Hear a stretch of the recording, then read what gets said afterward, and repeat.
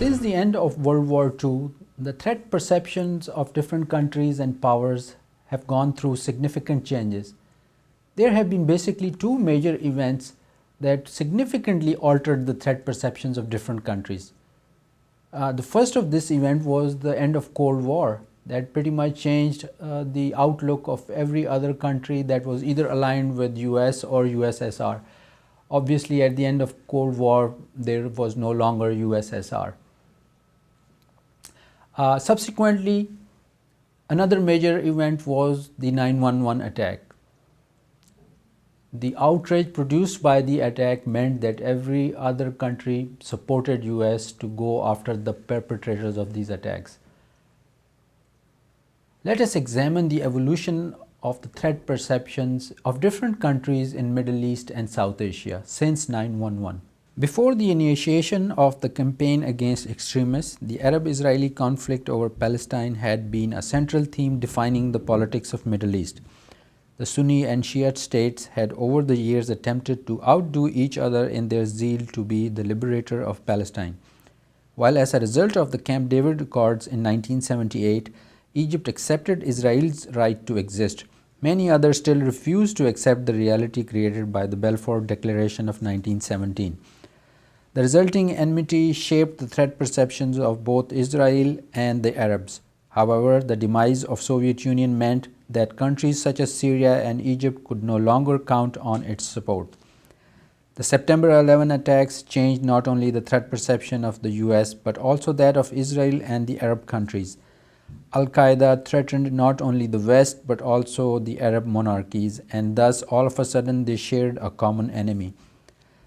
As the war on terror spread, the fall of Saddam Hussein stimulated another unexpected result, the resurgence of Iran.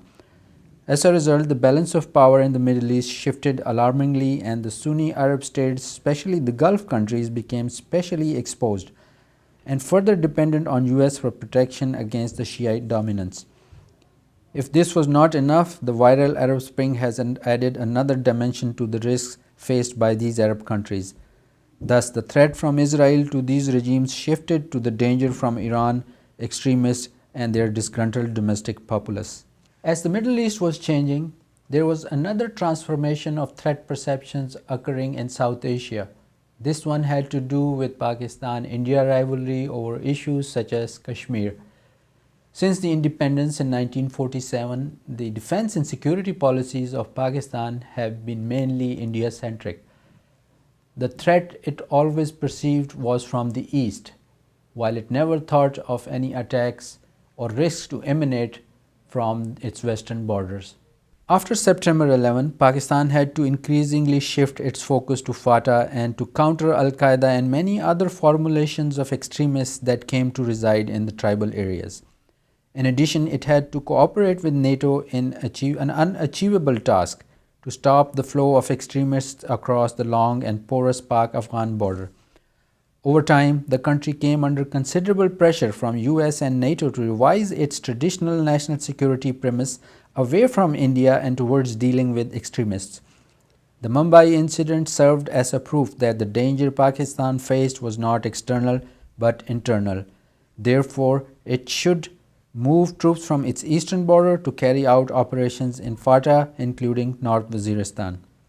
If the shift in the balance of power in Middle East caused by events related to 9/11 and the war against terror was to offer any lessons to Pakistan, it would be that the Arab states, especially the Gulf countries, have been left exposed and vulnerable. They are now facing not only the traditional threats but more new threats that emanate from Iran, as well as a result of the Arab awakening.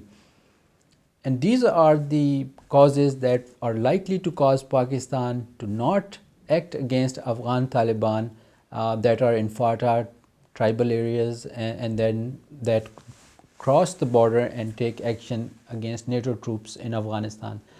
Because if the balance of power changes in South Asia as well, it could result in a similar situation as has occurred in the Middle East.